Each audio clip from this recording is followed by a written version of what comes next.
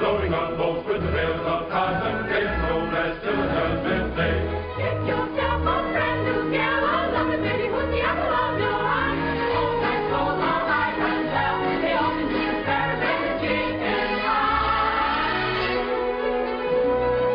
Here we all work on the Mississippi, here we all work while the white folks play, loading up boats with the bales of cotton, getting no rest till the judgment day.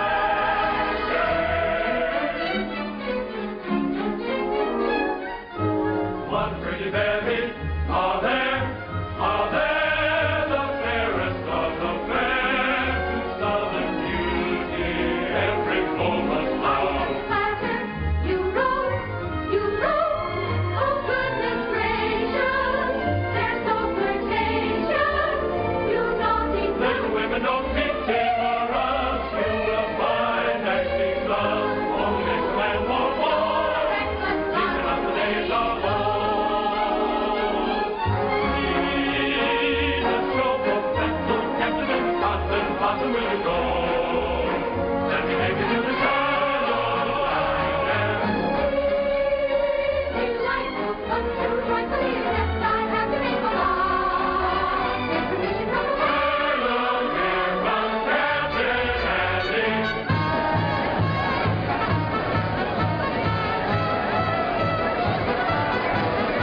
I have got such a wonderful show with the greatest of dramas and jolly comedies. Stephen Baker, the handsomest leading man, and beautiful Julie Laverne as well. Captain Blossom, Captain Andy's floating show. Thrills and laughter, concert after, everybody's sure to go. Captain Blossom, Captain Andy's floating show. Thrills and laughter, concert after, get stronger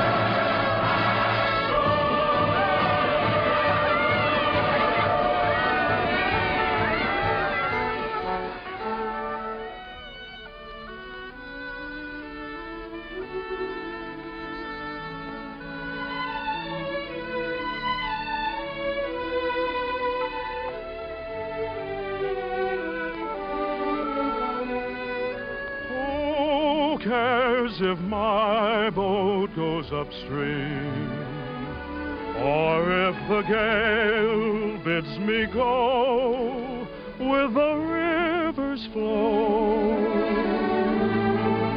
I drift along with my fancy. Sometimes I thank my lucky stars, my heart is free. And other times I wonder, where's the mate for me? Hello. How do you do? Are you an actress? Oh, no, but I'd give anything if I could be. Why? Well, because you can make believe so many wonderful things that never happen in real life. Well, if you like to make believe one thing, why can't we make believe we know each other? The game of just supposing is the sweetest game I know. Our dreams are more romantic than the world we see. And if the things we dream about don't happen to be so, that's just an unimportant technicality. So the cold and brutal fact is, you and I have never met. We need not mind conventions, P's and Q's. If we put out a thought in practice, we can banish all regret. Imagining most anything we choose.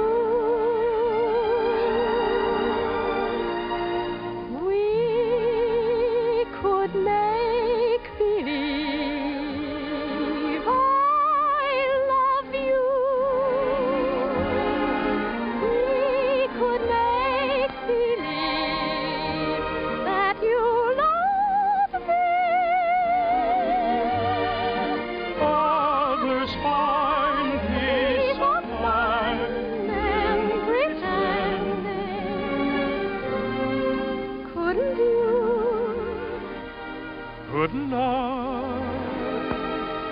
Couldn't we make believe our lips are blending in a phantom kiss, or two or three? Might as well make believe I love you.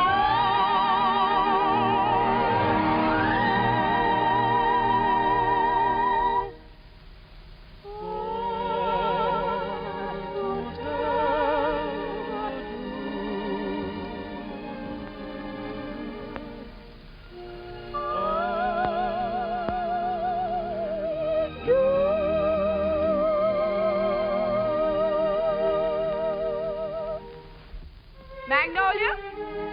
Yes, Mother. Goodbye. I hope I see you again.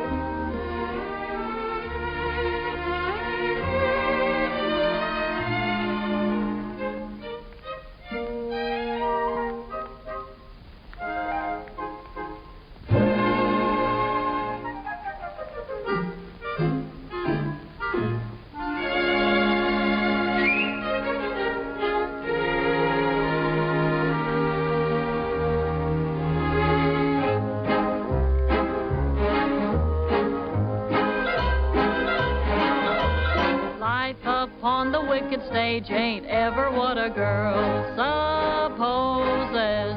Stage door Johnnies aren't raging over you with gems and roses.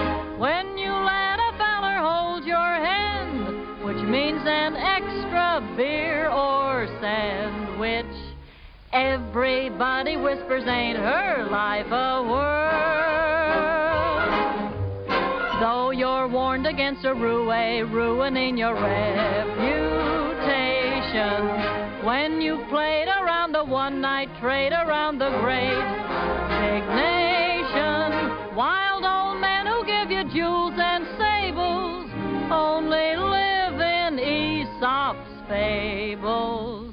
Life upon the wicked stage ain't nothing for a girl. Though we listen to you moan and grieve, you must pardon us if we do not believe you. There is no doubt you're crazy about your awful stage.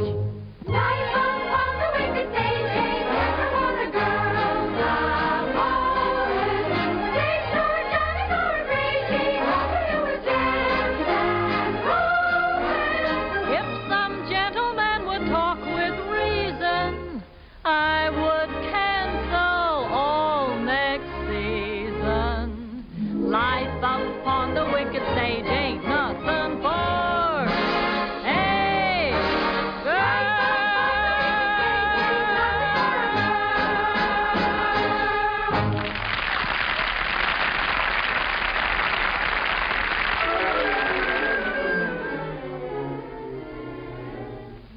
Oh, listen, sister,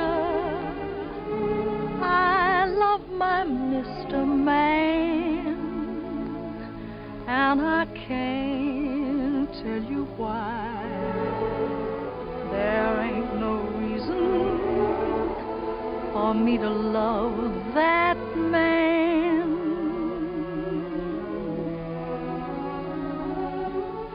It must be something that the angels done planned.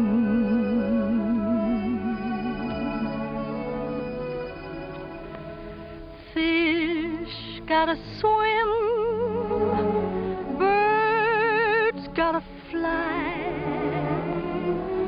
I gotta love one man till I die. Can't help loving that man of mine.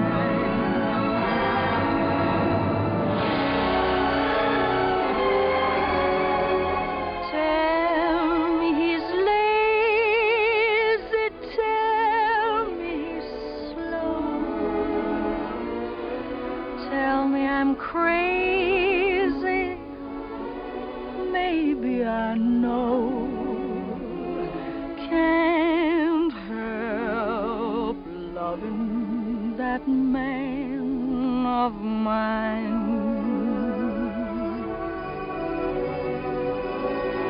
When he goes away, that's a rainy day. But when he comes back, that day is fine.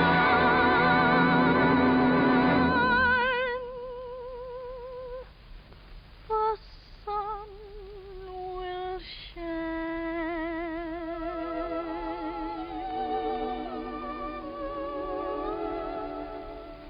He can come home as late as can be. Home without him ain't no home to me. Can't help loving that man of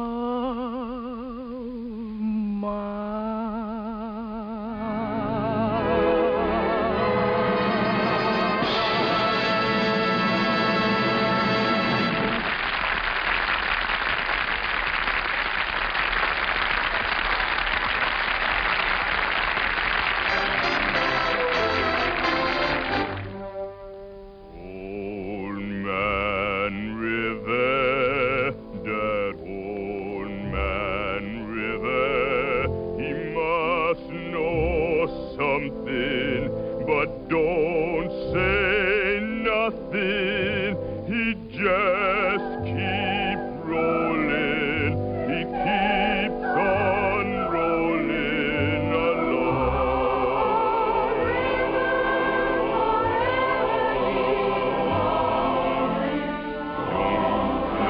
Plantators, he don't plant cotton, and them that plant them is some good cotton. But old man River, he just keeps rolling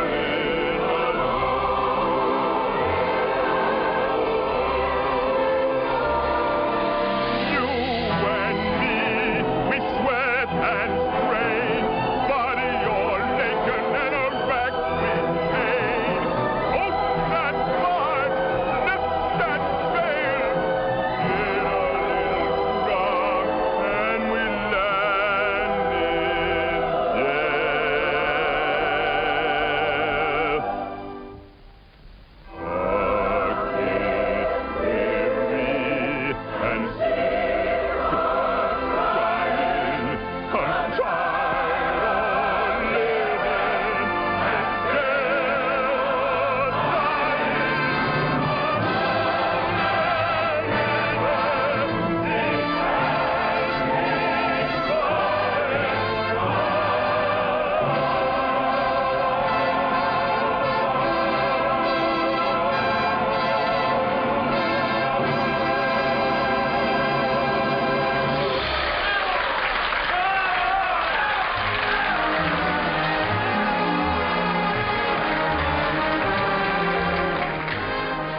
still It'll run over a year. Well, over a year. Congratulations. What is that? Congratulations, Johnny. Number three.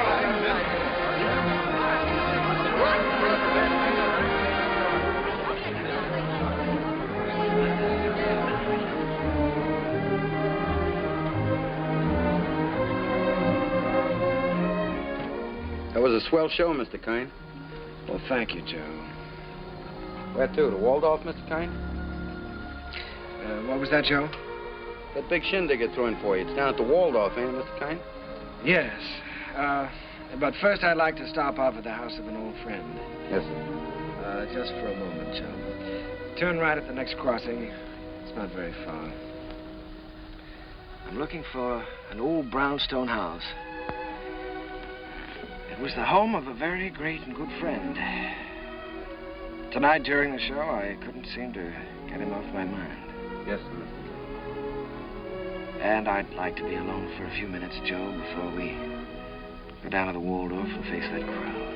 Oh, I get you. It's like a minute of silence, something like that, huh? Yes, Joe, something like that. Here, stop here, Joe. Here at the corner? In front of that radio shop.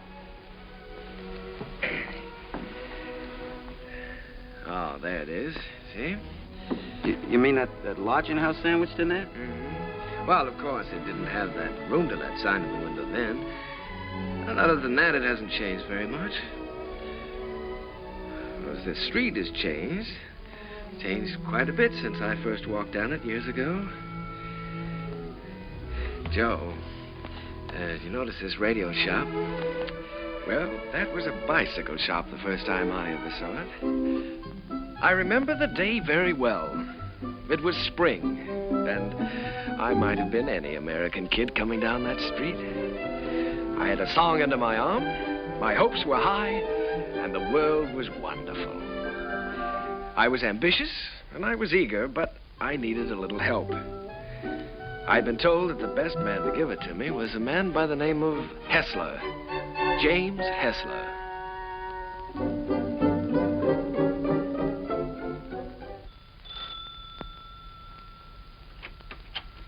Come in.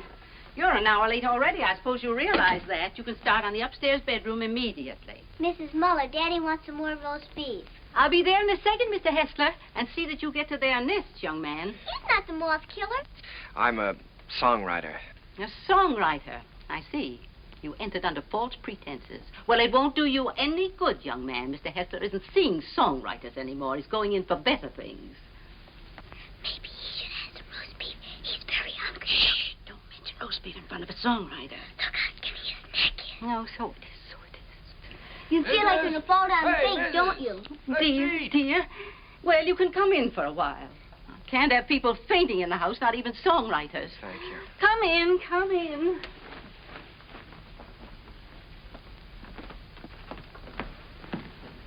Daddy, he's starving to death. Mr. Hessler, Mr. Max. Yes, I know.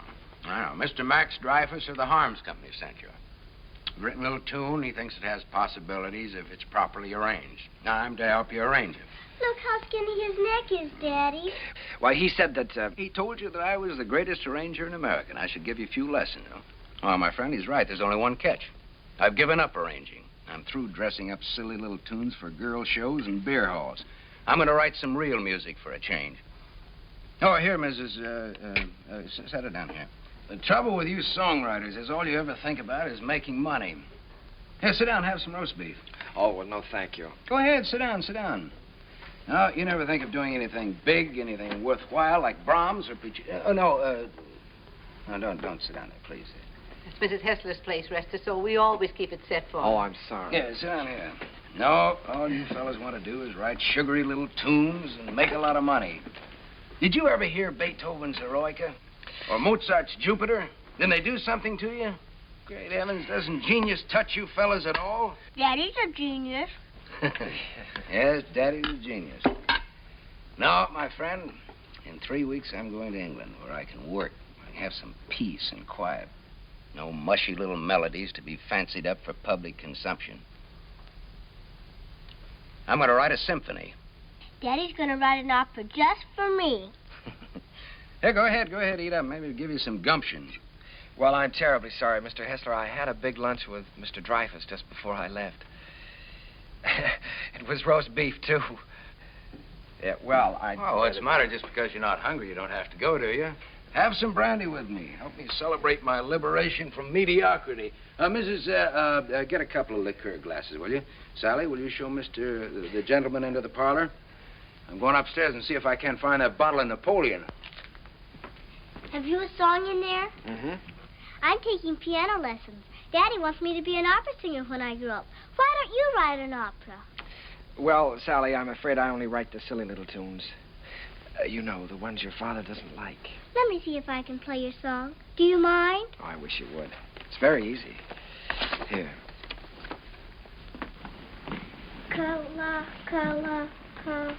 What's the name of the song? Kahlua.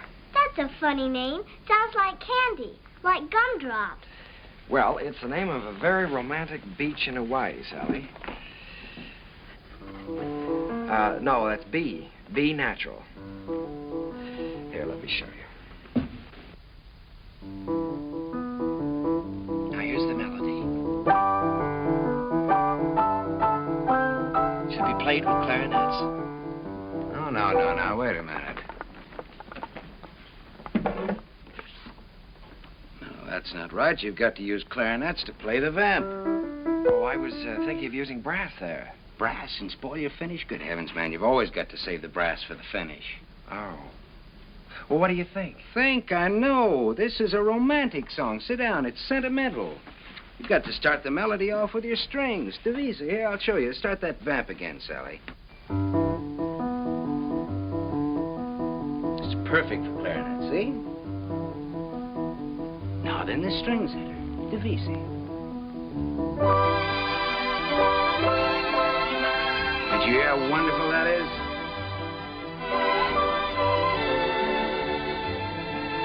Now then, add trombones, muted trombones.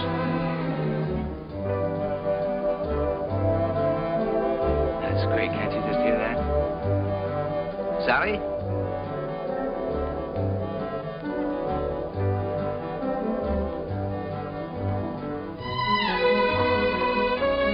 No, wait a minute. We ought to add flutes there. Light and easy.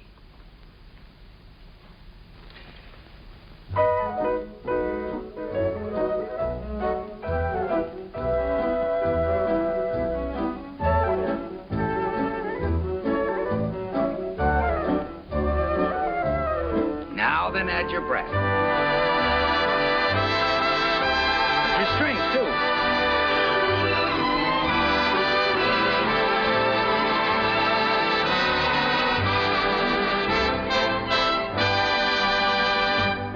You see?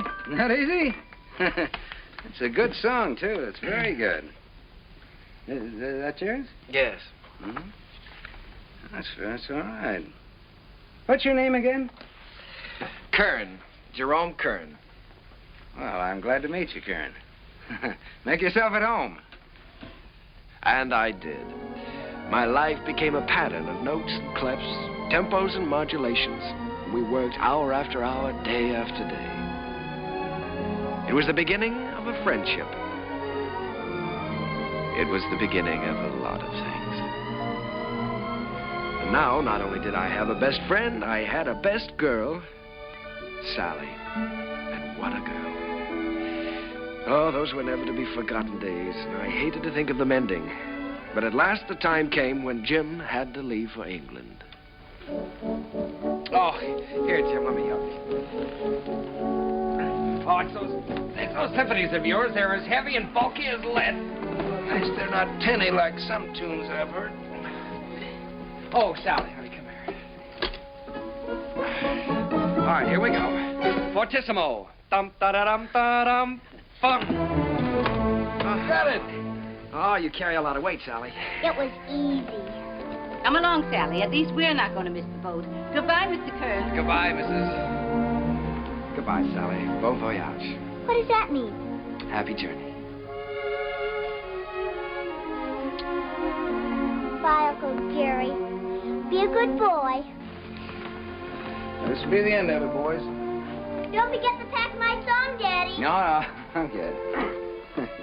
She means Kahlua. Oh, that is her song, Jim.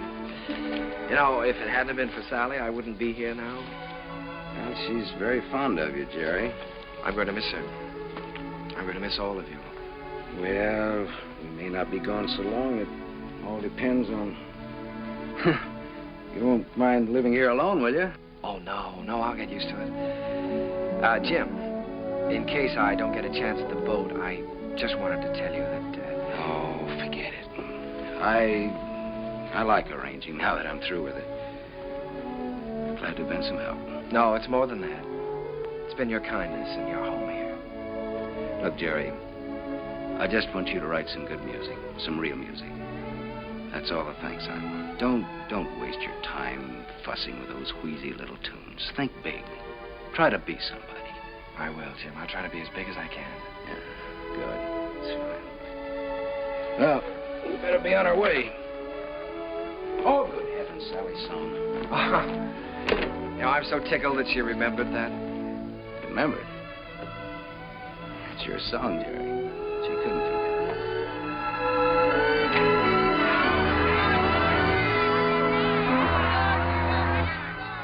I stood there watching that boat pull out of the harbor, and I was lonelier than I'd ever been in my life. I walked through the days that followed, from office to office, theater to theater, always getting the same discouraging answer. The big hits were all English or European, and the local talent just didn't seem to have a chance. Broadway was closed to an American.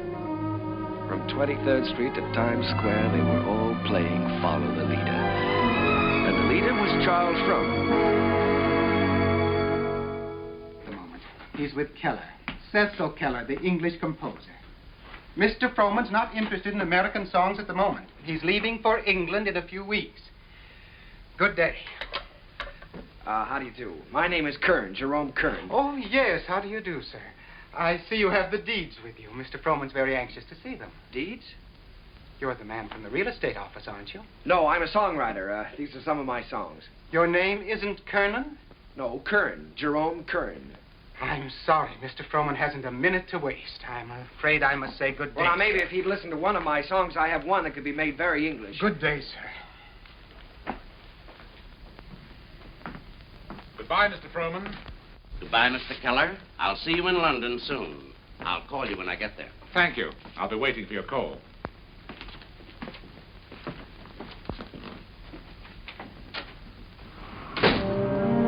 I made up my mind that I was going to try to write music with an English accent. So I sailed for London. I wish I could say with flags flying and my courage high. But the sea and I and the boat didn't get along too well together. I was mighty glad to see land again.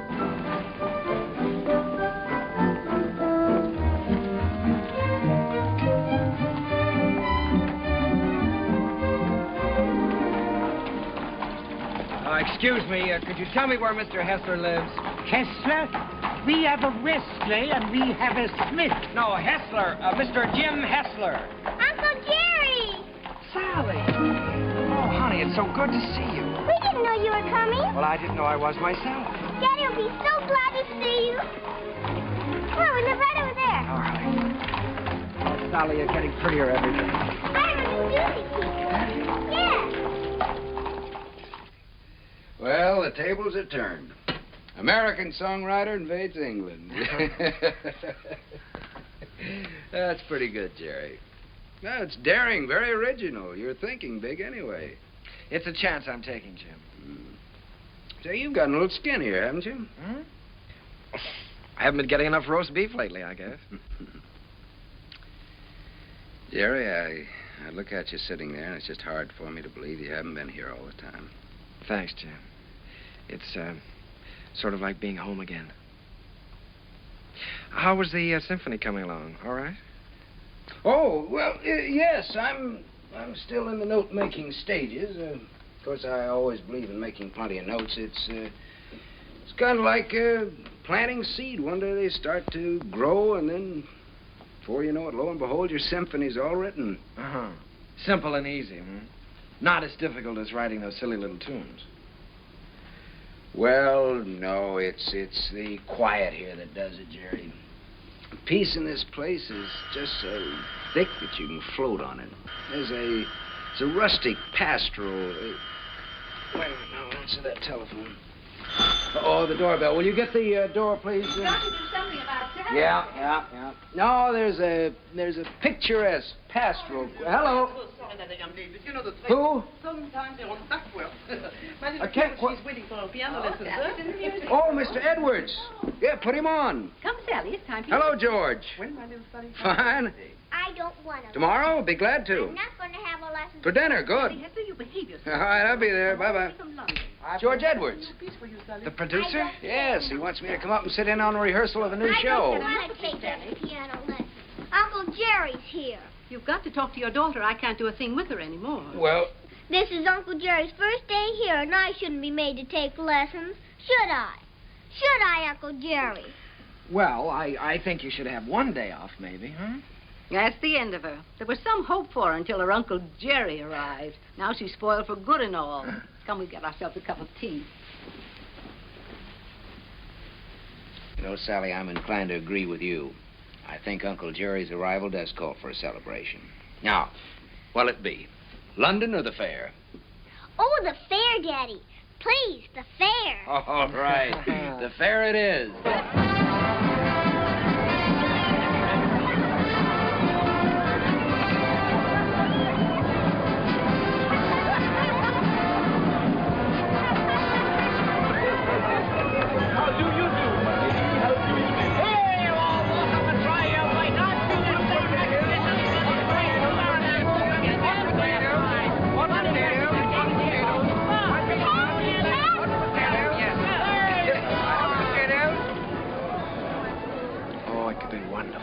Could be wonderful.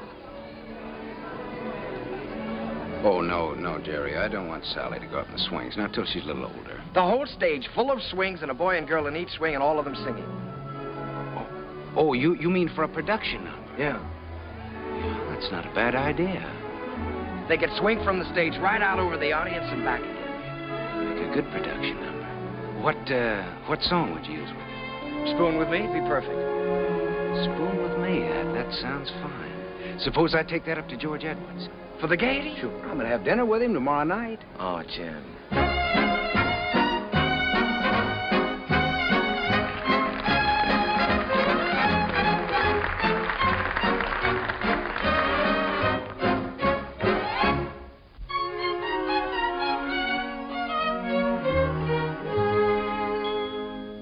I don't know why I am so very shy. I always was demure. I never knew what silly lovers do. No flirting I'd endure. In all my life I never kissed a man. I never winked my eye. But now at last I'm going to break the ice. So how'd you like to try?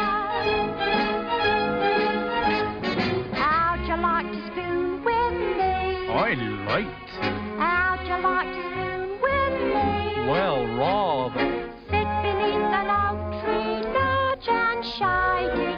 Call me little Tootsie, Woodsy, baby. How'd you like to wag and squeeze? Indeed, I would. Dangle me upon your knee. If I could. How'd you like to be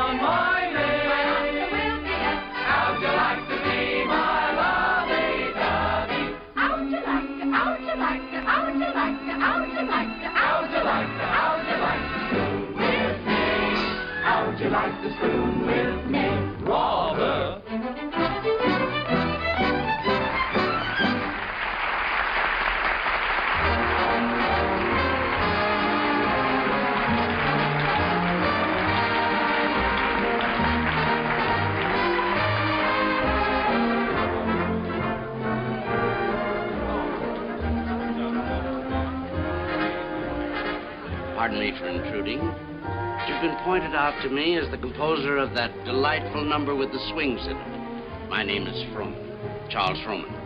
Mr. Kern, I want to congratulate you. Froman. I'm sorry, sir. It isn't my number. My name isn't Kern. There's Mr. Kern, sir. Down the bar bit. That gentleman there? Why, he can't be the composer. It's him, sir, sipping sherry. And a very nice gentleman he is, too, sir, for a musician. Mr. Froman, I have something here which I know you'd like. It's a beautiful number with parasols, with all sorts of parasols.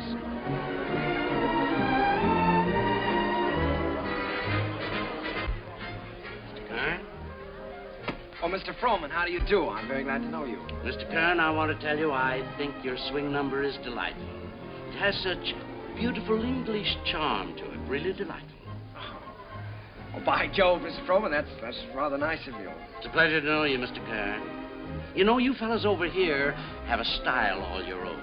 As English as the scent of the May blossoms. Would you join me in a glass of sherry? Righto. Miss.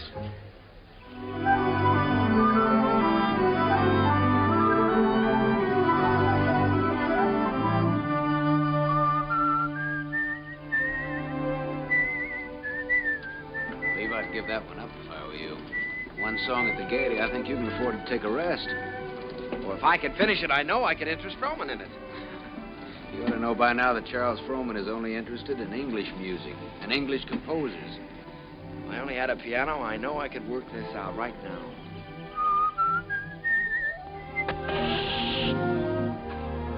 Flat. Well, it looks like you do have a little work to do. That town we passed wasn't very far back, was it? No, not very. Well, let me take your bike, and I'll go back and see if I can borrow a repair kit. No, I think I'd better go. I can talk with the natives better than you can. Well, let me do it. I can use my accent on them. That's just what I was afraid of. No, you wait here and whistle yourself a little tune till I come back. Make sure you can find this place again. I'll find it.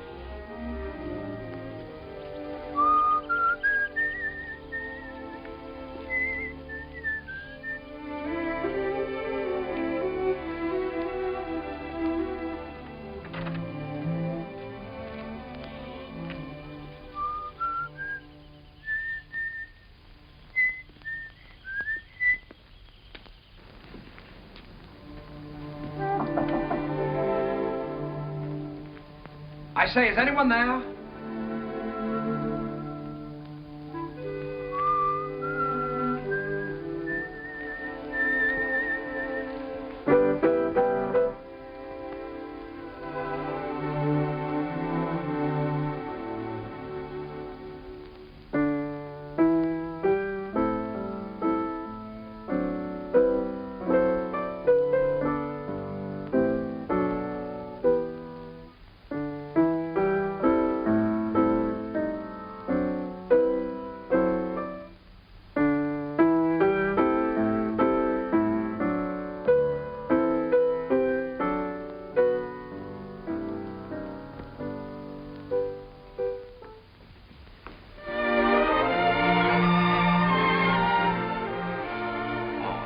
How do you do? Did Mr. Timkins send you? Well, I was passing by on my bike, and I got a flat tire, and, well, then you don't work for Mr. Timkins. No, I happened to notice your piano through the window, so I thought I'd come in and try out a little tune. I see. For a minute, I thought you were the piano tuner. No. Well, I'd better go before the owners. What do you do here? Gardening? A little. Oh. Well, I don't know whether anybody's told you, but for a working girl, you're very pretty. Thank you. You're an American, aren't you? Yes. Yes, I'm a songwriter. As a matter of fact, that song I was playing as you came in was mine. Did you like it? Oh, you wrote it yourself? Sure. Oh, I write lots of songs. Maybe you've heard this one.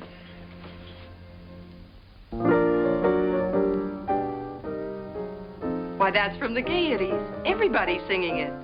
Uh-huh. Now, this is the one I was working on.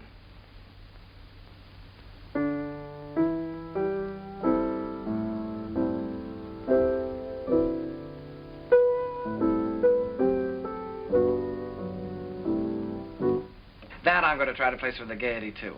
Of course. I would if I were you. Don't you believe I wrote these songs? Tell me, When you compose, do you always break into people's houses to borrow their pianos? Oh. All right, I'll tell you what I'll do. If I place this with the Gaiety, I'll send you tickets and you can come and see for yourself. Will you? I'll tell you when I get the tickets. I beg your pardon, miss, but your mother would like to speak to you. She's in the upstairs sitting room. Thank you, Katie. I'll be right up. Well, I'm terribly sorry. But I still wrote those songs. And I'll still be waiting for the tickets. Will you? Wonderful. I won't forget.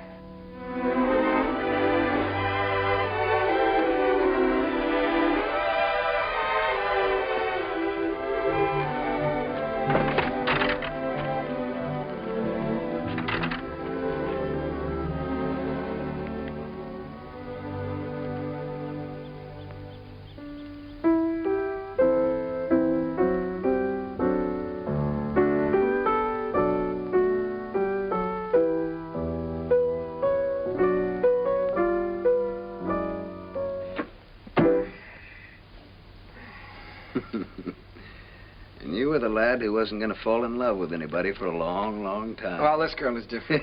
Sure, I know. Well, now, don't joke about it. It's serious. Don't you believe me? Yes, of course I believe you. She really is different. I know. Her hair is like spun gold shining in the sunlight. Well, I don't know about her hair. She had a kerchief on, but her eyes were like pools in the starlight. I see. Even with her working clothes on, she's the prettiest girl I've ever seen. I'm sure of it. Seriously, Jim, don't you believe me? Yes, Jerry, I believe you. It's spring, isn't it? And tomorrow morning, I think I'm going to give you a great big dose of sulfur and molasses. Good night.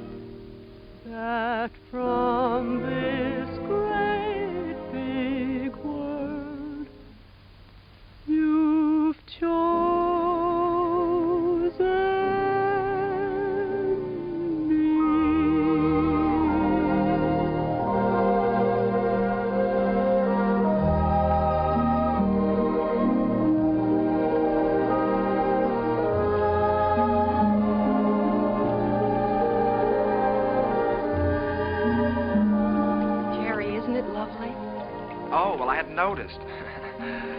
When I look at you, I can't seem to see anything else. Oh, writing songs again. Perhaps we better stop and have lunch. All right. You can move in under those trees there. Isn't it a beautiful day? Beautiful. Now, let's see. You've seen Westminster Abbey and the Tower of London, and you've seen Buckingham Palace and Hampton Court. Maybe there's something I can tell you about this place. Eva, let's drop the history course for a while. Do you mind? Not that it isn't interesting, but, well, there are a few things I'd like to know about you, too. Well, all right. What would you like to know about me? Oh, just the ordinary things. things you like and things you don't like, and where he went to school, and who was your first beau, and what you want out of life. That's a tall order. Where shall I start? The things you like. Oh, I guess I like what everyone likes. I like books and picnics and dancing and music. What about musicians? Oh, certainly musicians. And what do you want out of life? Oh, I guess again what everyone wants. Happiness. Have you ever given any thought to getting married? Why, of course. Doesn't everyone? Are you set on any particular type of man? I have been at different times. When I was 16, I desperately wanted to marry the star cricket player at rugby. And now? Now? Oh, now I don't really know. Except that he must have a sense of humor, and he must be kind, and he must be intelligent and good company. And of course, he must love me very much. Well, I know somebody with at least one of those characteristics. Someday I'll tell you all about it. Oh, good afternoon, good afternoon, good afternoon. And how have you been this afternoon? Well, I'll tell you how I've been. That's I've been so. looking Never all... mind, never mind. You feel wonderful. You feel great. How could you be otherwise after such a beautiful day? Tell me, my friend, how is your knowledge of English history? English history? Did you know that London happens to be the largest city in the world? Yes, I know that. Did you know that within the county of London there are 14 road bridges that cross the Thames? Now, there's the Waterloo. There's You don't say. Sounds dull, huh? Well, it's far from dull, my friend, when your history teacher is as beautiful as all the sirens of history put together. Did you know that all the swans on the Thames belong to the King of England? No, fancy that. And the male swan is called a cob. Well, what does that get? And did you know that when you walk into Hampton Court, you're walking right straight into history? Oh, my dear friend, you have so many things to learn about England. Have you ever heard of a man named Charles Frohman? Frohman. Well, now that's a familiar name. The face escapes me. How can you talk about Frohman when I'm talking about love? Oh, so that's been the theme of this little dissertation. Yeah. Well, I'm glad you informed me. Oh, that's all right. Because the next time Frohman's office calls, I'll tell him that you're too busy to be bothered. Yes, you tell him that I'm too busy.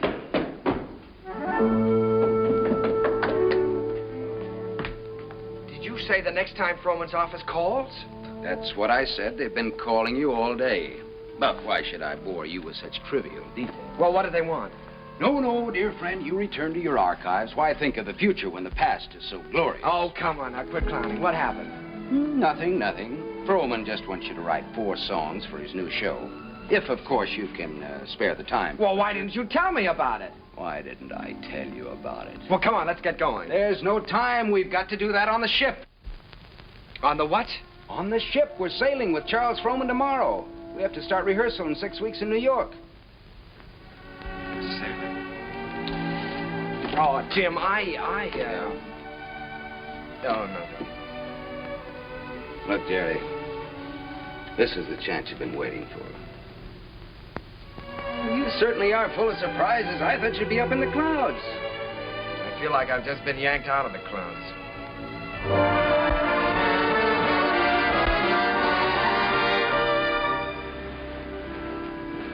Jerry, aren't you coming down for lunch? No, Jim, I'm not very hungry. Now, look, you've got to snap out of this. It isn't the end of the world, it's the beginning.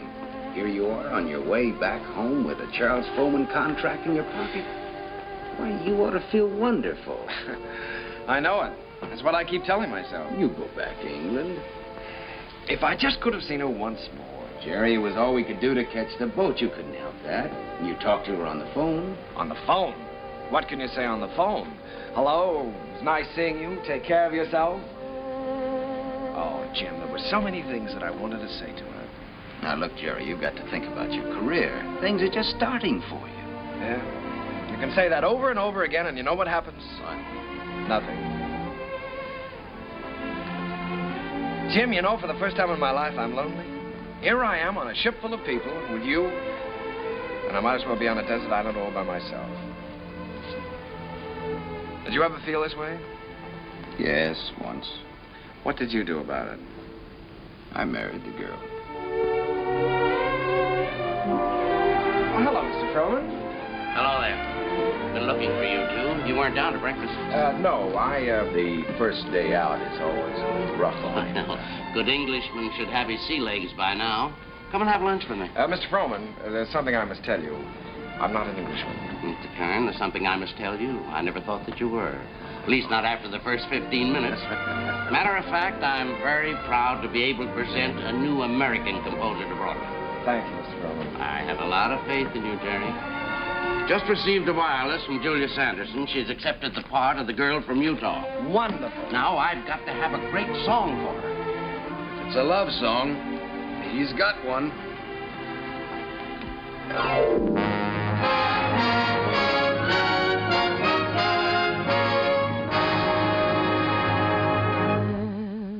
When I told them how wonderful you are, they didn't believe me. They didn't believe me. Your lips, your eyes, your teeth, your hair are in a class beyond compare. You're the handsomest boy that one could see. And when I tell them, and I'm certainly gonna tell them, that you're the boy whose wife one day I'll be, they never believe me. They'll never believe me that from this great big world you've chosen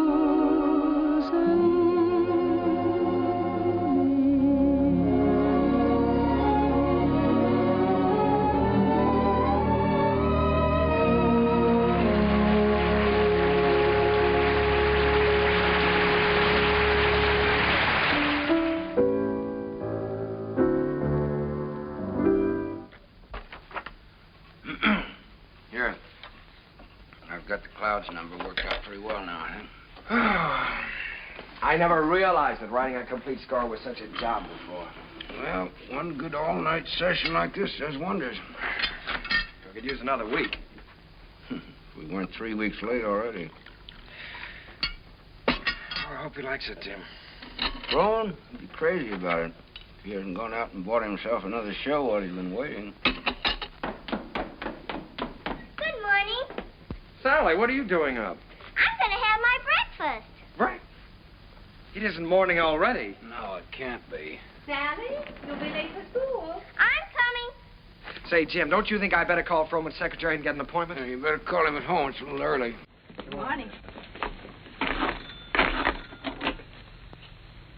Bryant 2446, please. Do you think it's in good enough condition for him to hear? Oh, yeah, sure. It's in good shape for a first draft. Hello, this is Kern, Jerry Kern. Mr. Froman was expecting me to call today about an appointment. He's leaving for England. Well, but he promised that he was going to listen to my show, Oh Boy, for his next production. Saying it's today. Oh, all right, thanks. Well, that's it. He's gone over to buy himself another English show. Well, he can't. No? No, he can't. We worked like dogs on this score, Jim.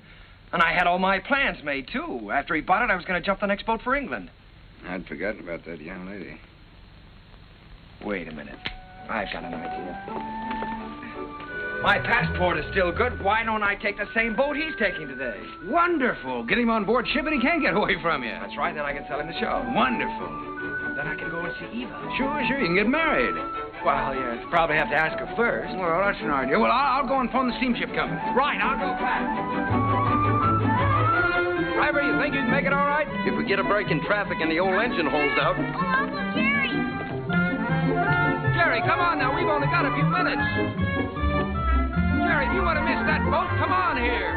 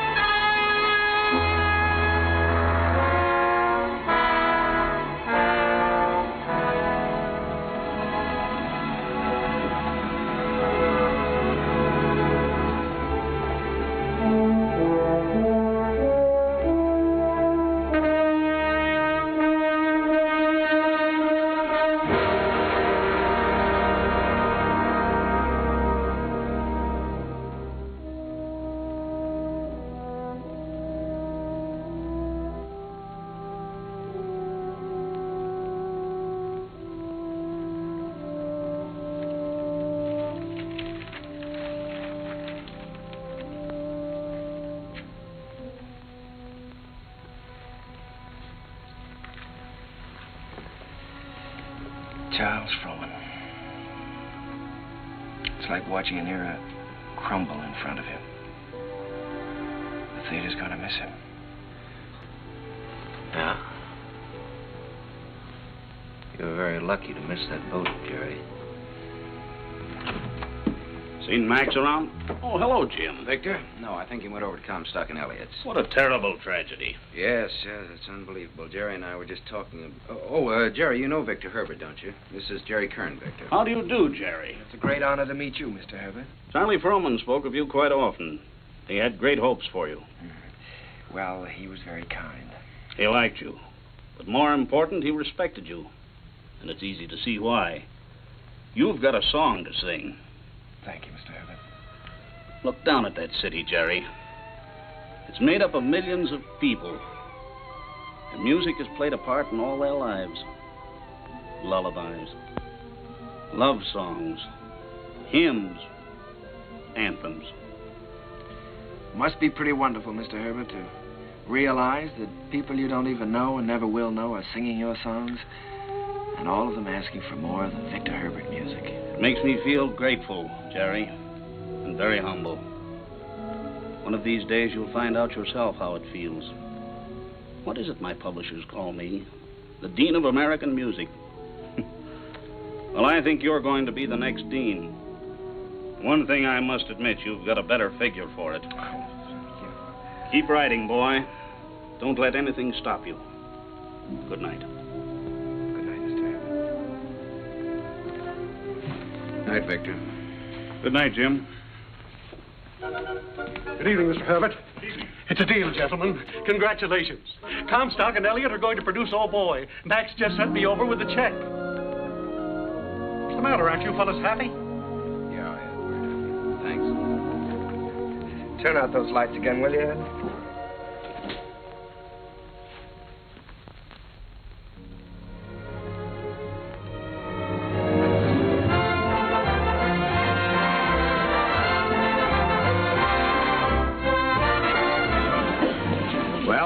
Lights. How does it feel? Well, it feels pretty good. If I could just get rid of some of these butterflies in my stomach. How do you feel? Well, I've got a little butterfly trouble myself. I suppose you think we're standing in front of the theater on 39th and Broadway. No, what do you take me for? This isn't 39th and Broadway. This is the top of the world. Pretty nice world, isn't it? Yeah, it's great. It's wonderful what a difference seeing your name in lights can make, isn't it? Come on, we better go in or we'll miss the show.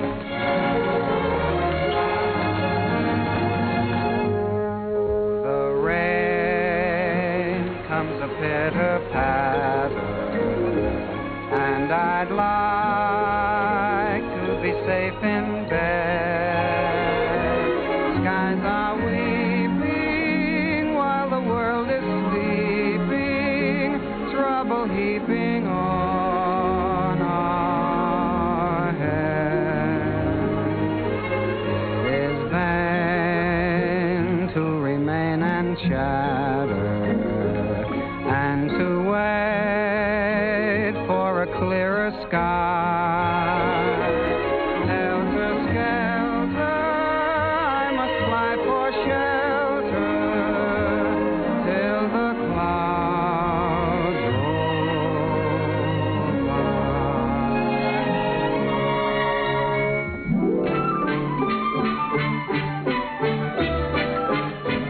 roll by.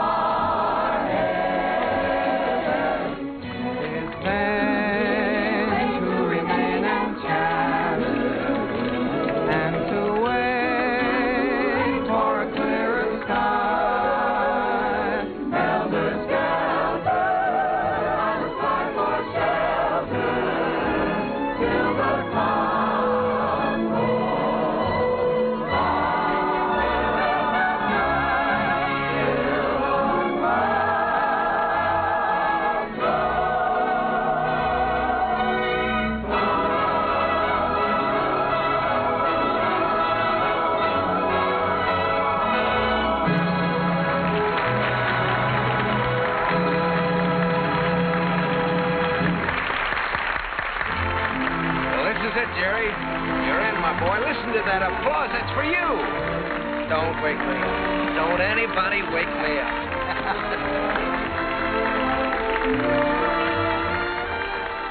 Figured out how you're going to spend your money yet? Well, for one thing, I think I'll buy an interest in Harms. For another... You think you might take a little ocean voyage? Well, good luck. I don't see how she can possibly say no. No, that's what I'm worried about. I'm afraid she is going to say no, Jim. You know, I can't get her out of my mind. She's... Yeah, I know. I've been through this before. She's everything you've ever dreamed of on this earth. She's everything I've ever dreamed of in heaven.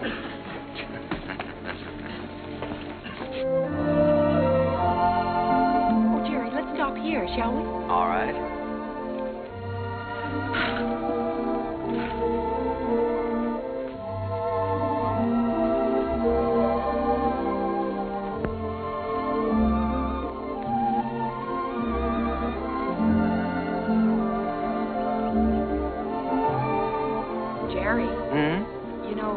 Write very often. Well, my letters weren't very interesting, Eva, so I tore them up. As a matter of fact, you didn't write very often yourself. A lady doesn't correspond with a gentleman, unless it's a reason other than a personal one. Oh, well, now, doesn't that sound a little silly to you? No, it sounds altogether fitting and proper. Oh. You want to fight? A lady doesn't fight. Well, what does a lady do? Oh, you're impossible. Well, you're right. If I were you, I'd have nothing to do with me. In fact, if I were you, when I ask you to marry me, I'd say no. Just on the grounds that a lady never says yes. Now, see here. Are you going to ask me to marry you? Might, with a little encouragement. A lady doesn't... In my country, if a lady wants to be asked, she has to be encouraging. In my country... In your country? What in your country? Well, there are proper ways to go about such things in every country. Oh. Well, then let me put it this way. From the very first moment I saw you, when you walked in from the garden, I knew that out of all the women in the world, I'd finally found the right one, the only one. I wanted to tell you then. I wanted to say, hello, funny face. I don't know your name or anything about you, but I've loved you all my life. You were my first school teacher, my first date, the first girl I ever kissed, and everything in the world to me. You see, I recognized you immediately. You thought all that? That's right. I stood there thinking that, wondering what you'd do if I kissed you. What would you have done? What would you do now?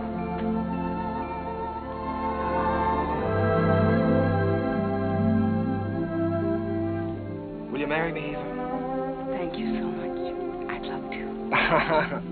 Hello, Mrs. Kern. Hello, my darling.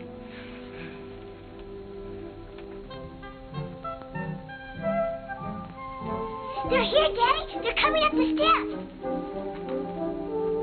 Welcome home. Jim!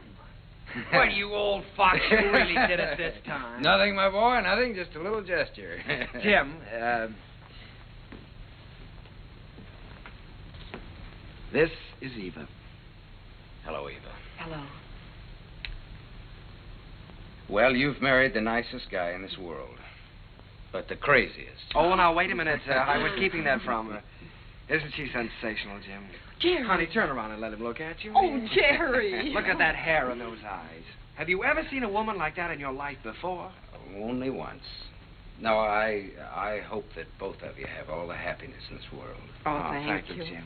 I think we have already. Forgetting me and the music.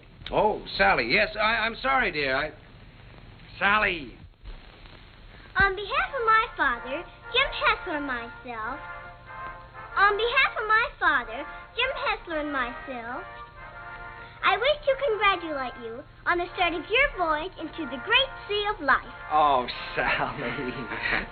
Well, on behalf of my wife and myself, I thank you very much.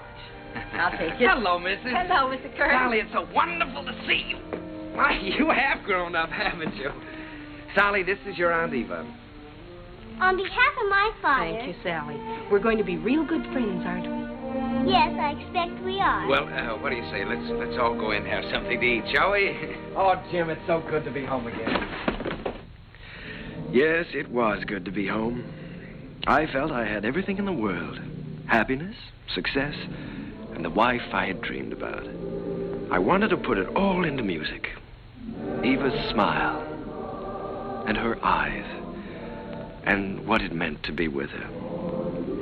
And at last it seemed to me that the clouds had rolled by. First, there was Leave It to Jane. Leave it to Jane, Jane, Jane. I don't know why you should make me plot and plan for you. She is the girl with... I always try to do everything I can for you. No problem you can wish on her gives her a string. She'll tackle gaily, a score or more daily. If something is on your mind, and I can see that there is not a dot of it. comfort you soon will find. Leave it to me, I will soon get you out of it. If you have started worrying, kindly refrain and just hand over the whole thing to Jane.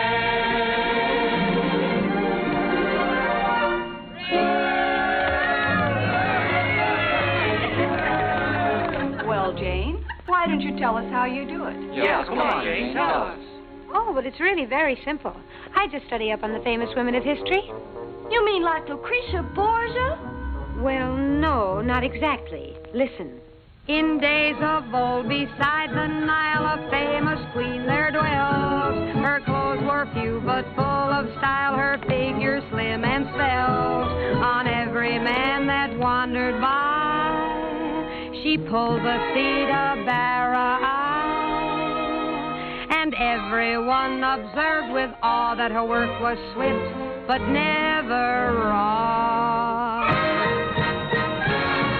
I'd be like Cleopatra if I could have my way. Each man she met, she wed and kissed, and she dozens on her waiting list. I wish that I had lived there beside the pyramid.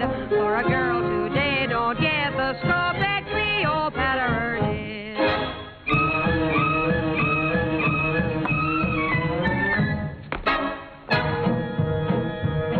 She danced new dances now and then, the sort that make you blush. Each time she did them, scores of men got injured in the rush. They'd stand there gaping in a line and watch her agitate her spine. It simply used to knock them flat when she went like this and then like that. That dancing Cleopatra was always on the spot. She gave those poor Egyptian kings something else to watch besides the Sphinx. Mark Antony admitted that what first made him skid was the wibbly wobbly wibbly dance that Cleopatra did.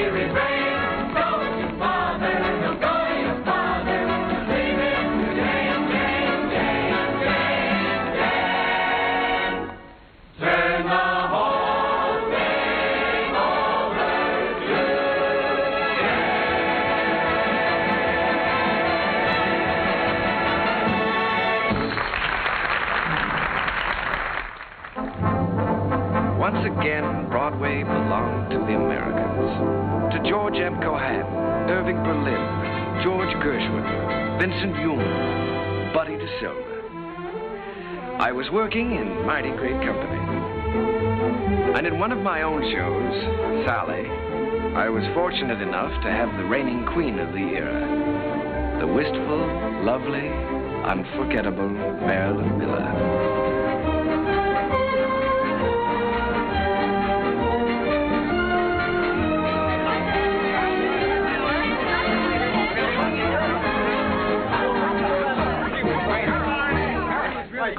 I got a couple new polo ponies.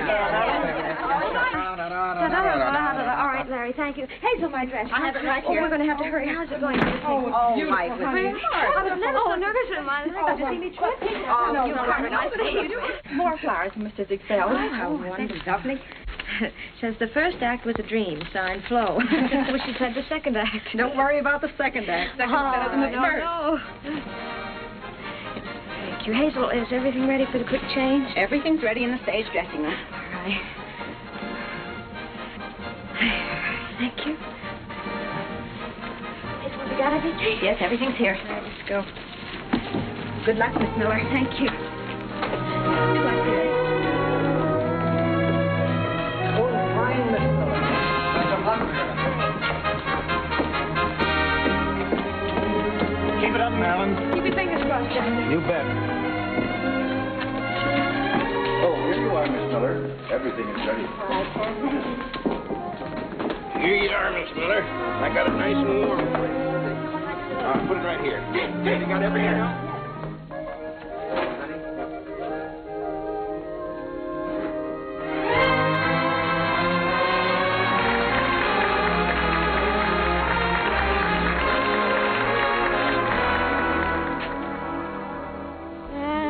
Wash my dishes, I'll be following a plan till I see the brightness in every pot and pan.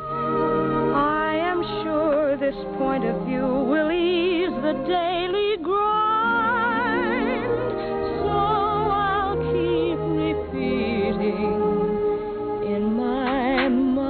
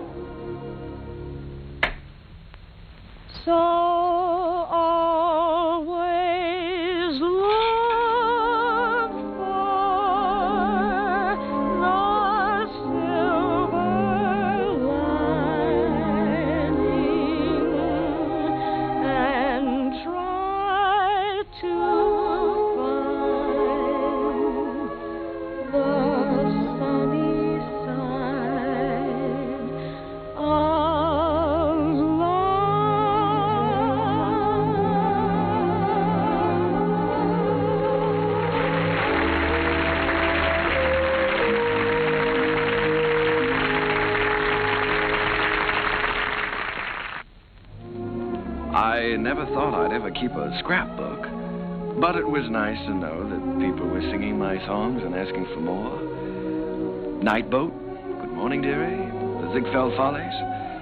Curtains went up, curtains came down, and I think I got to look a little more like a musician. Eva grew lovelier with every passing year. Our life was rich and full and very satisfying.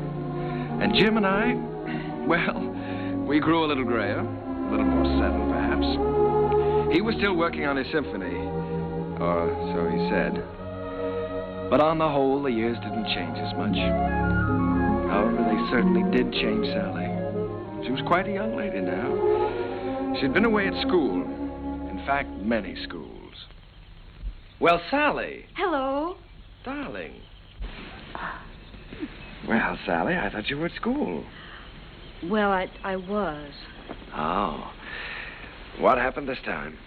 I just can't stand that school anymore, Uncle Jerry. I've left, and I'm not going back. What does your father say about that? Well, he hasn't said anything yet. He doesn't exactly know. You see, I just left there this morning, and I came right out here to talk to you. Oh, Uncle Jerry, I had to leave. I hated it so much I couldn't eat or sleep or anything. This is the third school you've left now, isn't it, Sally? Yes. Well, now, it seems to me that you ought to be able to make a go of one of them. Oh, I just don't seem to fit in very well. The kids all seem so... Oh, I don't know. All they're interested in are parties and clothes. They seem to think that's all there is to life. Oh, Uncle Jerry, I wish you'd talk to Dad for me. He'll listen to you. Well, Sally, you know your father isn't well.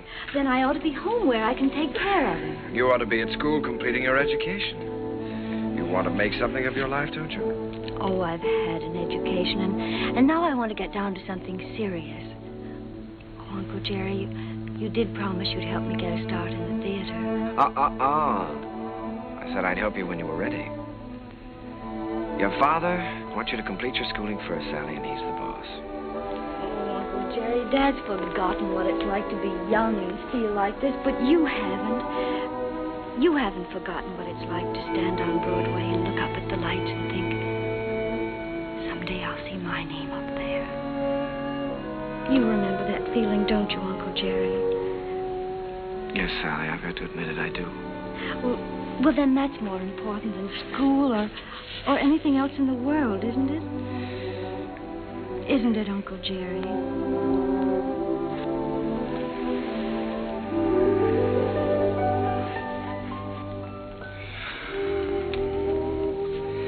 It's the third time, Jerry. Yes, I know. Maybe we shouldn't have made her go back before. After all, if she hates it so much... Oh, Jerry, you can't keep on running away from things all your life. It's time Sally found that out. Well, you can't live another person's life for them either, Jim. It isn't fair. Sally's grown up now, and I think she ought to be allowed to do what she wants to do. I want her to finish her education and get a chance to finish mine. I always said that any kid of mine was going to get the right start in life. Well, what's right for one person isn't always right for another, Jim. You know that. Jerry, the trouble with that girl is she's just plain stage-struck. She comes by that honestly enough, doesn't she? Remember how we used to pound the sidewalks and knock on doors? Nobody could stop us. Goodness only knows enough people tried to. Remember how thrilled we were when we finally realized we were in? So what right have you or I to interfere with Sally? Yeah. Well, what are we going to do, Jerry? I'd give her a part in Sonny. So cast. Part of Gwen hasn't been cast yet? Gwen, well, it's only one line. Gwen is going to have a song. The doctor's here, Mr. Hessler. Oh, fine, Miss. Doctor, I'll be with you upstairs in just a minute. Good evening, Mr. Kern. Hello, Doctor. You know, when you get to be my age, you start collecting pills. Well, Jerry, I hope that works out all right.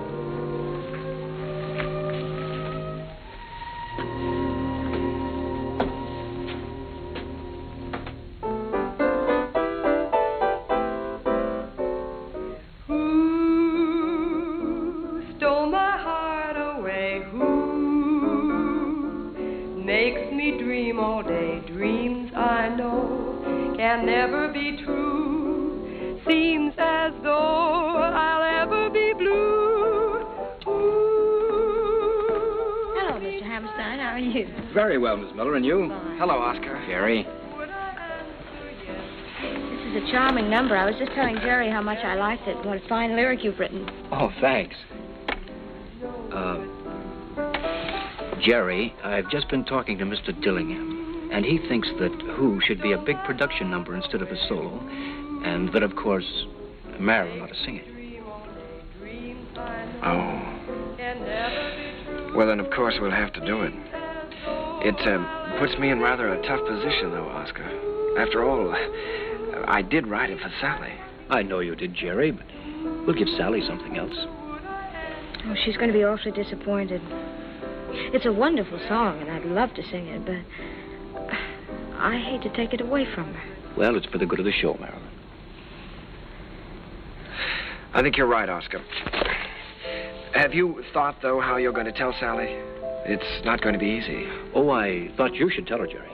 Oh, I was afraid you would. Well, after all, you know her so well, it shouldn't be too difficult. Well, it would be a lot easier if I didn't know her so well. Would you like me to tell her? I'm sure she'll understand. Would you do that, Marilyn? Certainly. Ask her to meet me in my dressing room. And don't worry. Thank you, darling. But Uncle Jerry wrote that song for me. I know. And I know how disappointed you must be, too. But, Sally, disappointments are part of the theater, and you've got to be able to take them. Well, the very same thing happened to me in my first show. I had to give up my song to the star. I think I felt pretty much as you're feeling right now. Then I think it's a pretty low, miserable trick for you to pull on someone else. Sally, listen to me a minute. This is your first show. You're just starting. Now, there are going to be a good many songs and a good many shows for you. It may be difficult for you to understand now, but one day you'll realize you've got to give and take, whether you like it or not. I'll never take a song away from anyone else, especially if it's their first real chance. Sally, please don't put this on a personal basis. I don't want to take the song away from you. Then why are you doing it? Mr. Dillingham thinks it's best for the show. And what's best for the show is more important than what I want or you want or any personal feelings involved.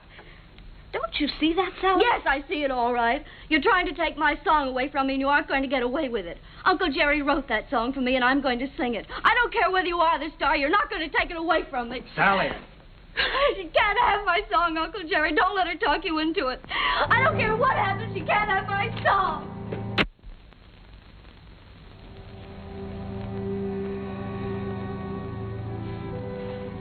I'm sorry, Jerry.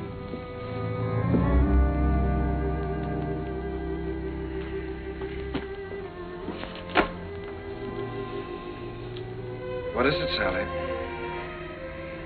Am I still in the show, Uncle Jerry? If you want to be. You won't have a song, though. They took my song away from me, the song you wrote for me. Sally, there's a little thing called the good of the show. Apparently the show didn't seem very important to you this afternoon. Not important. You didn't care what happened to the show just so long as you got your way. The theater doesn't work that way, Sally. Nothing works that way. I learned something today. I suddenly realized that you're not ready for the theater yet. Not ready? No. All you have to offer is a small talent, a great deal of conceit, in return for which you want success.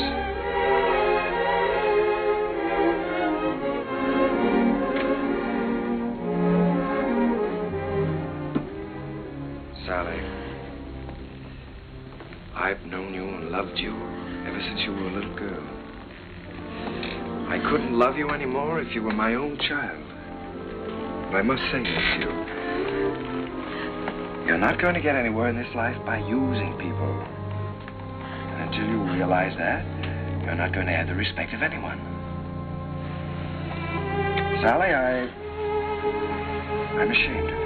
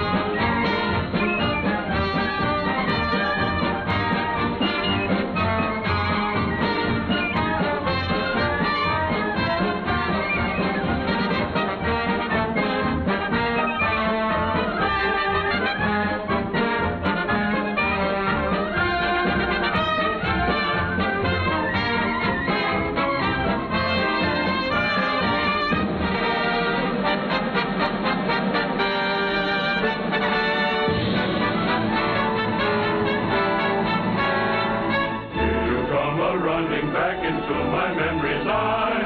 Little playmate was my game mate in the day gone by. Ragged dresses, tangled tresses flying o'er the hill. Heaven bless us, you no less the Sheriff Jackson still. You funny little willow that describes her to a T. She is full of fun, he named the lady perfectly. She is bright and sunny.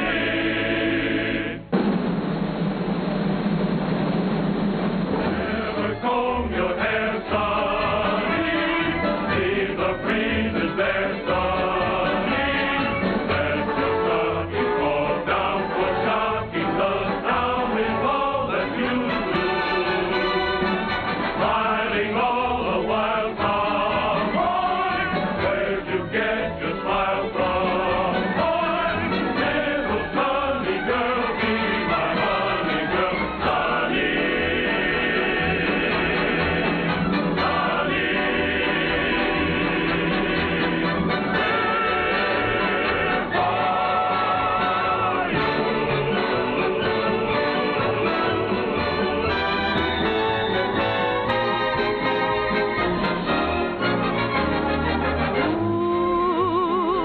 Stole my heart away. Ooh, makes me dream all day. Dreams I know can never come true.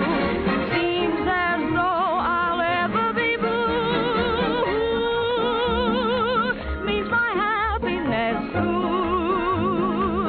Would I answer yes to?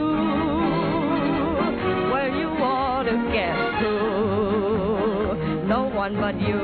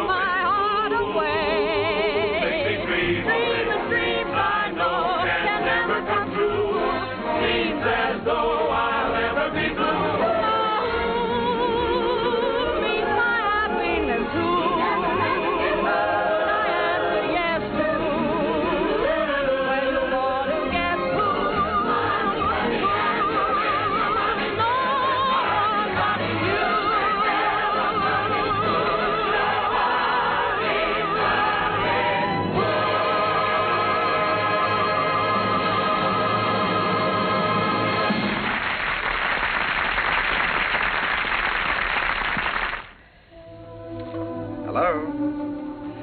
Yes, Miss Mullen.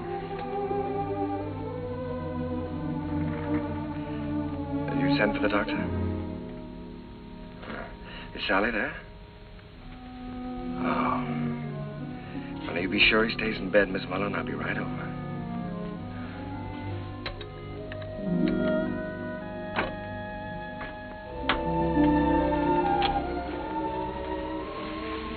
The doctor get here? He's upstairs in Mr. Hessler's room.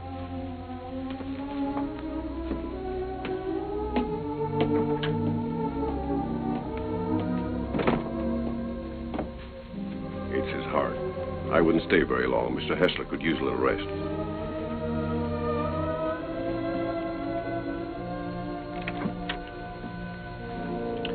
Well, good evening, Jim. Oh, Jerry. We missed you at the theater tonight. How are you? Sally's gone, Jerry. Yes, I know. Mrs. Muller told me. She didn't come down for dinner, so went up to her room.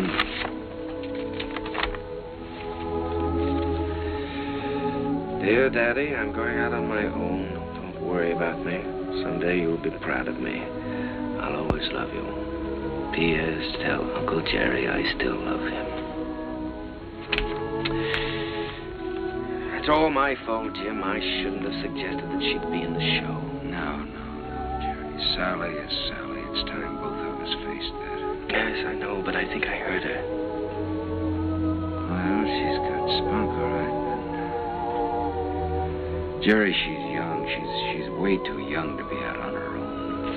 Well, now, look, Jim, don't you worry about this. I'll bring her back. I wish you'd do that. I promise you I'll try my utmost. Yeah, just as soon as you can. Good night, Jim. Why don't you get back into bed and get some rest? Yeah. I left no stone unturned trying to find Sally. Personal ads, private detectives. But the answer was always the same. No one had seen her. It was a futile hunt. I tried to keep Jim's hopes alive, but I think he knew. And then, one night... Please don't mention that I telephoned.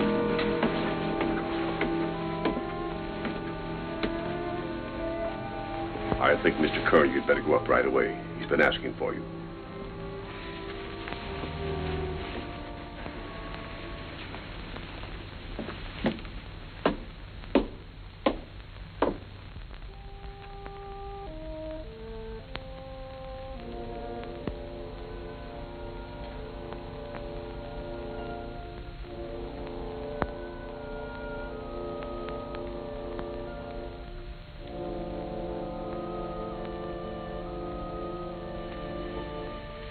Jim.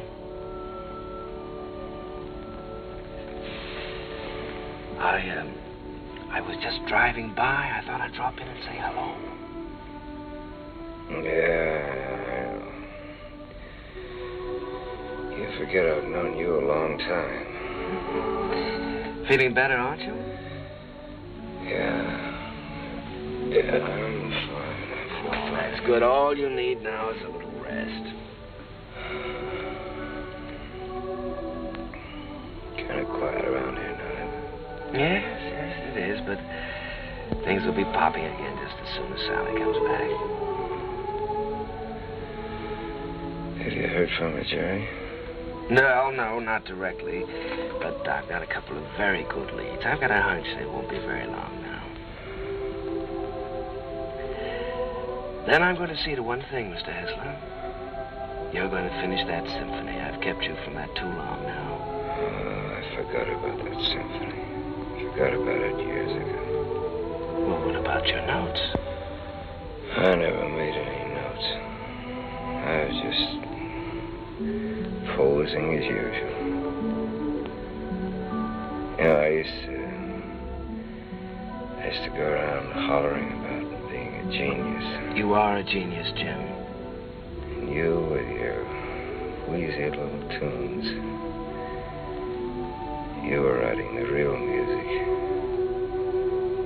The folk music of America. Thanks, Jerry, for letting me kind of stick around. No, wait a minute. Let's get something straight, Jim. I didn't let you hang around. If it hadn't been for you and your faith in me, I would have quit half a dozen times, you know that. And if we're going to start handing out bouquets, I just want you to know that I don't know where to begin to thank you.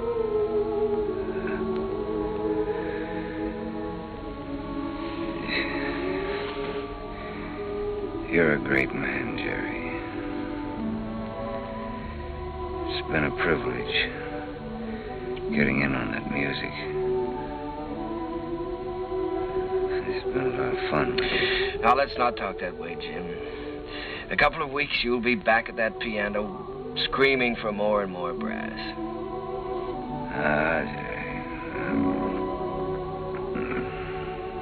This looks like the time for strings. Jerry, if I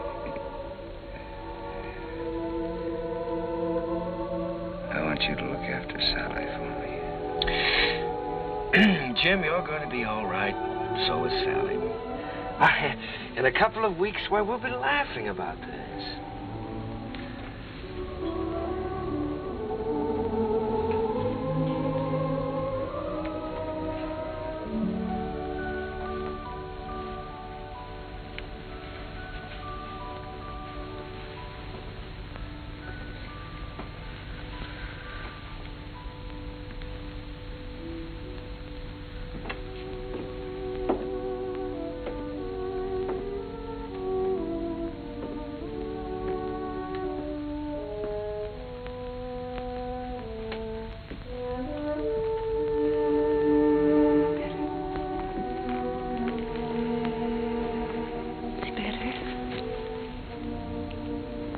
I made some coffee.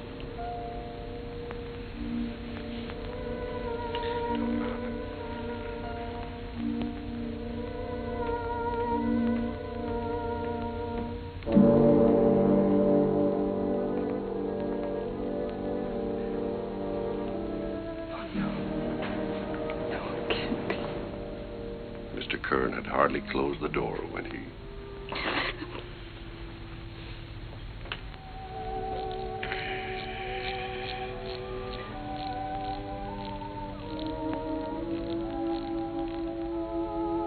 I was completely lost, completely helpless. Jim was gone, and I had failed him, was still failing him.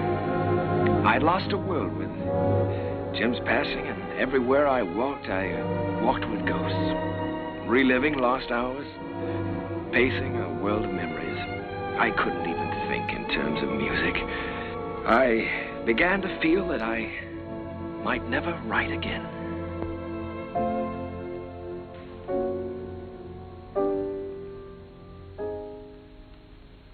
How long has this been going on? For weeks, Oscar. Ever since Jim died. He's a score to write, and he hasn't done one song. Well, that certainly doesn't sound like Jerry. He seems to have completely lost heart. Have you had any word of Sally? No, but he has every friend he ever had in show business looking. Well, don't worry about it. She'll turn up. It's Jerry I'm worried most about. You know, Oscar, I believe he's beginning to think he can't write music anymore.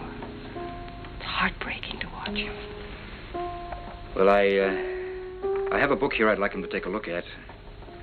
I've been commissioned to adapt it and write the lyrics, and I think Jerry's the man to do the music. I don't think he'll do it, Oscar. Well, that's hard to believe.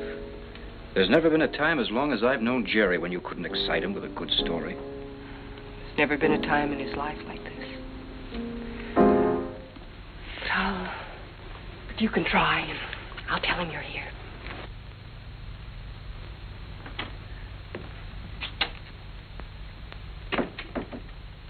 Hello. How's it going, dear? Oh, fine, darling, fine. I was just tinkering a little bit with the melody, but it's going to be all right. Of course it is. Aye, it is raining, isn't it? Jerry, Oscar Hammerstein's here. Oscar? Oh, darling, why didn't you tell me? Oscar, come in.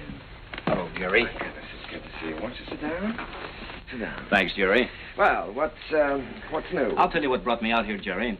I came across a novel that I think's going to make a great show. Now, if you'll do the music, I'd like to do the book.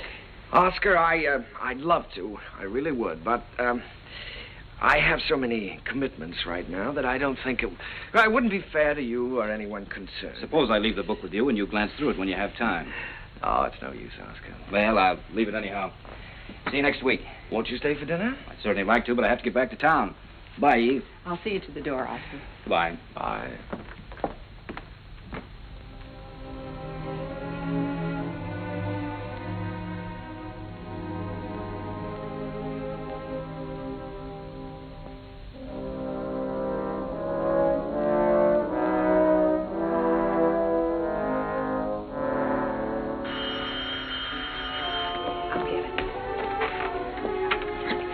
Hello?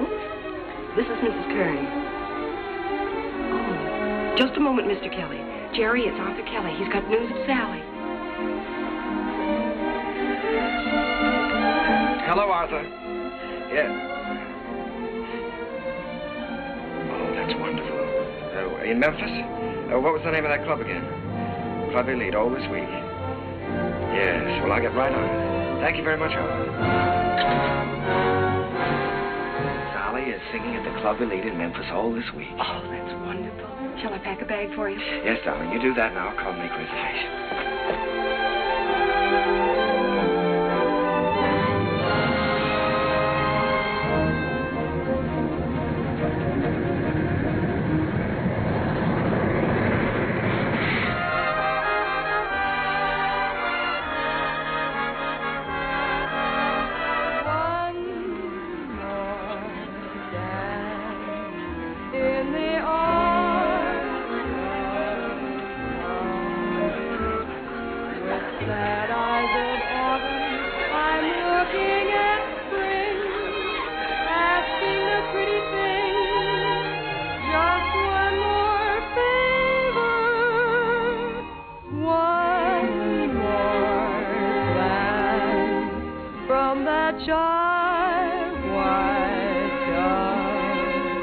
One more night, if you will. One more flight, one more thrill. One more dance, if you will, with me.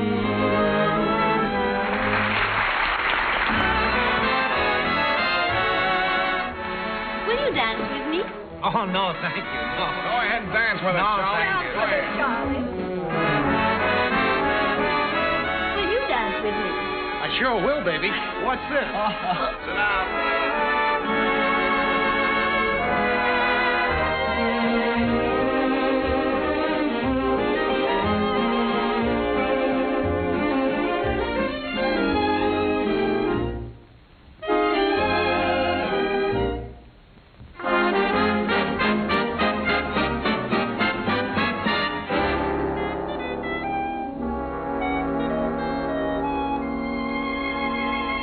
Of what you're losing by constantly refusing to dance with me. You'd be the idol of France with me, and yet you stand there and shake your foolish head dramatically, while I wait here so ecstatically. You just look and say emphatically, not this season, there's a reason. I won't dance, don't ask me. I won't dance, don't ask me. I won't dance, madame, with you. My heart won't let my feet do things they should do. You know what? You're lovely. So what? I'm lovely. But oh, what you do to me. I'm like an ocean wave that's bumped on the shore. I feel so absolutely stumped on the floor. When you dance, you're charming and you're gentle, especially when you do the continental. But this feeling isn't purely mental. For heaven rest us, not asbestos. And that's why I won't dance. Why should I? I won't dance. How could I? I won't dance. Merci beaucoup. I know that music leads the way to romance. So if I hold you in my arms, I won't dance.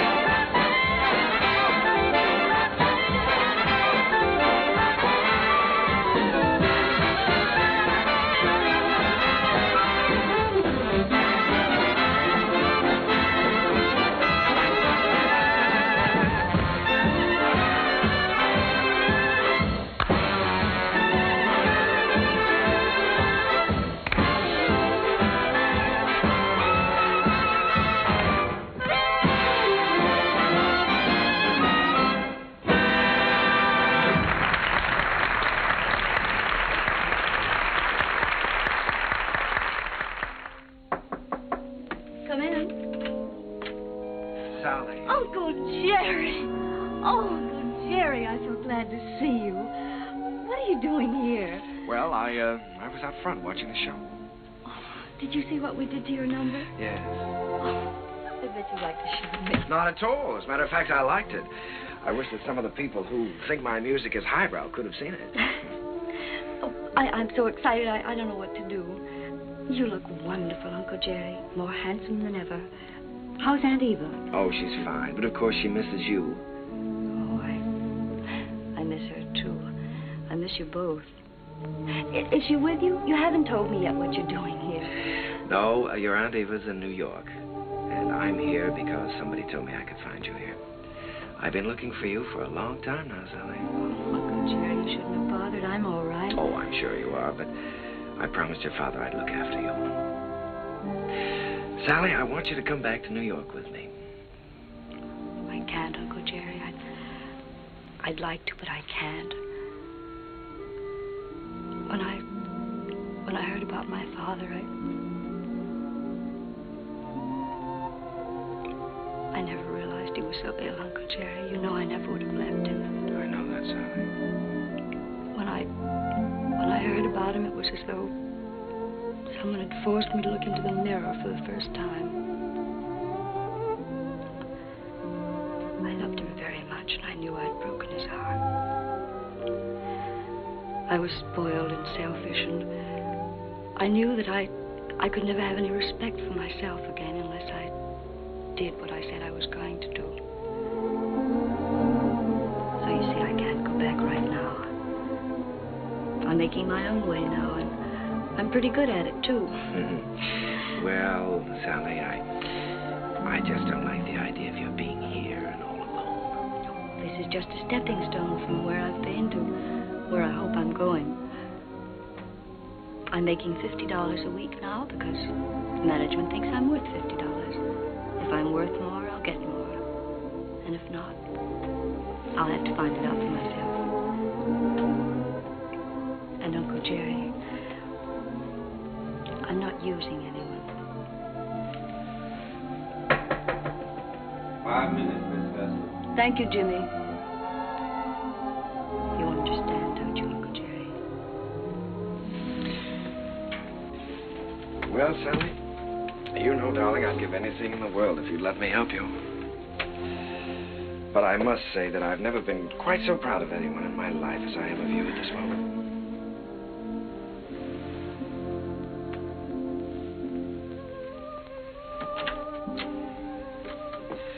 Good luck, darling.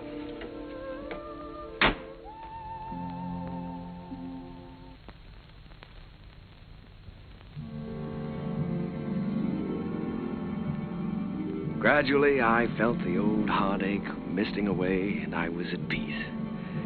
The promise I had made Jim had been fulfilled. Sally was going to be all right. I walked along the river that night, with the river wind in my face and the taste of it on my lips. And I stood there listening. A sudden excitement thrilling through me, listening to the song of a river that makes its way right through the heart of America. And the voice of that river was the laughter, the tears, the joys, the sorrows, and the hopes of all America's people.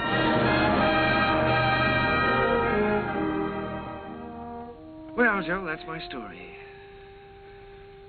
It's too bad Mr. Hessler couldn't have been there tonight, Mr. Kern. Oh, he was there, Joe. He'll always be a part of any music I ever write. Whatever happened to Miss Sally? Well, I don't know exactly. She's on her own now. Maybe I'm just getting tired of something, but ever since Jim's been gone, I feel like everything is sort of ending for me. Maybe my music is ending too, Joe. Ending? After that show tonight? Hey, I gotta get you back to the Waldorf. You got some bows to take. No, sir, Mr. Kern. Your music ain't ending for you. In my opinion, it's just the beginning.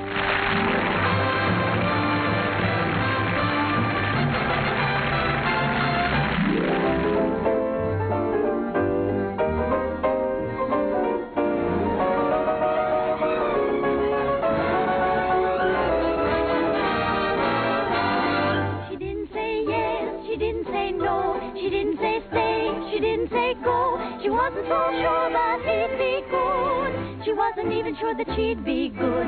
So what did she do? I leave it to you. She did just what you do.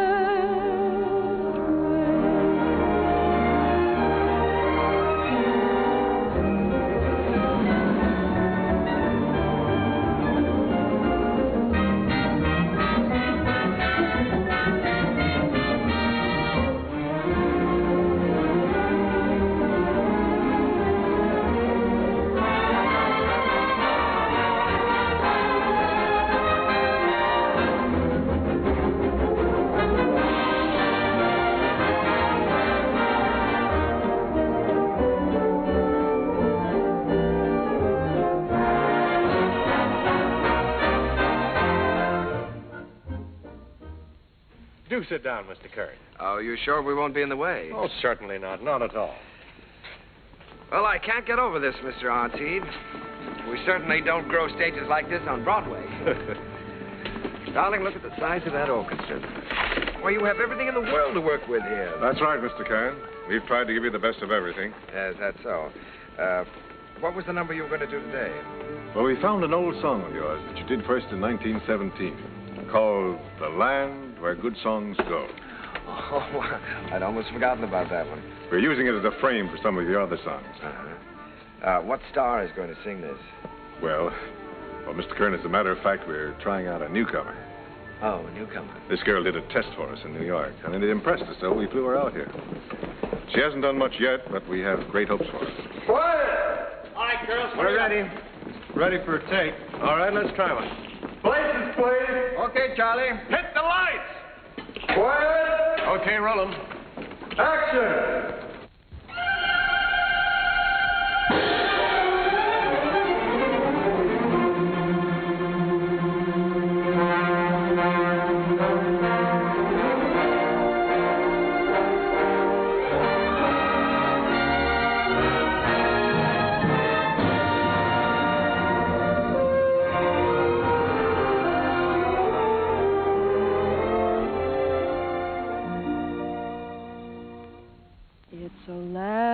of flowers and April showers with sunshine in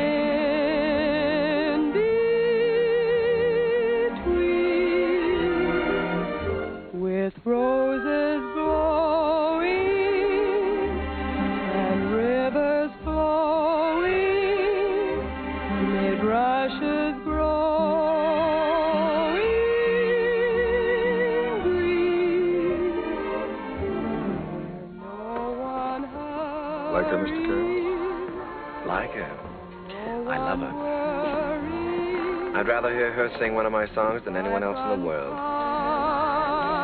Wouldn't you even?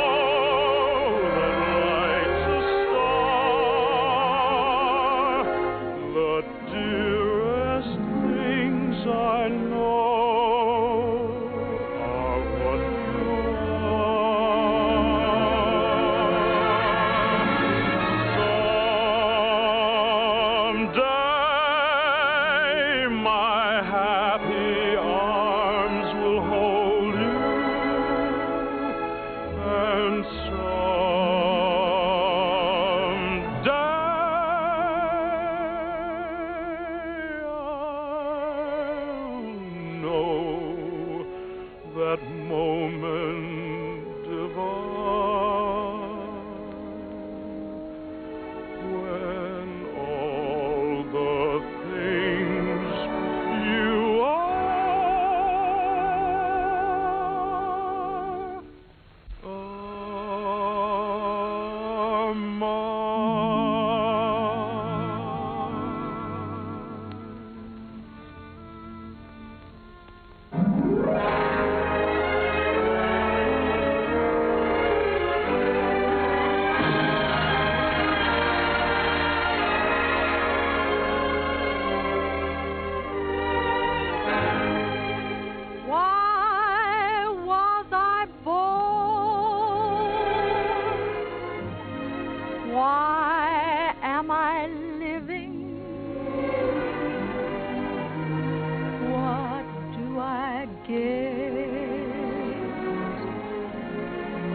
what am I giving? Why do I want the things I dare not hope for? What can I hope for? I wish I knew.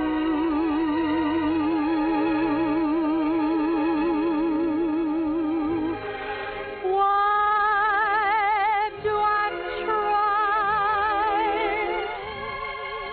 to draw you near me? Why do I cry? You never hear me. I'm a poor fool, but what can I do?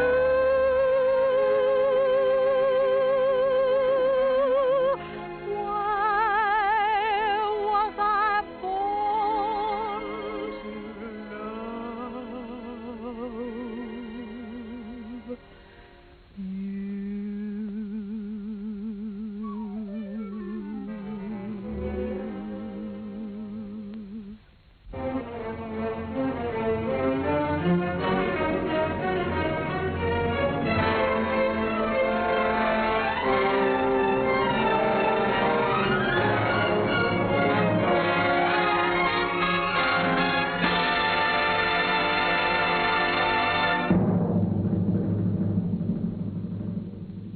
Old Man River, that old man river, he must know something, but he don't say nothing. He just keeps rolling. He keeps on rolling along.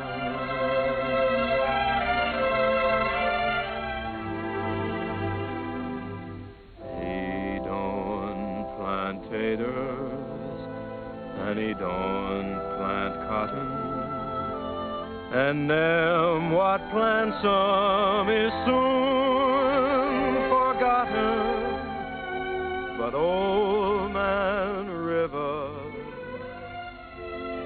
just keeps rolling along.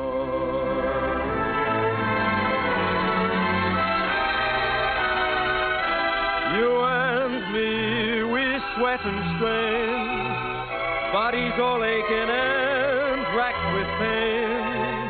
Tote that bar, lift that bell, you get a little drunk, and you land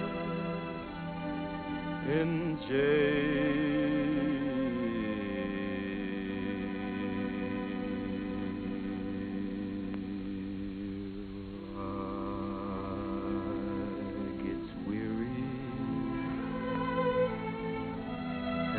So sick of trying, I'm tired of living, but I'm feeling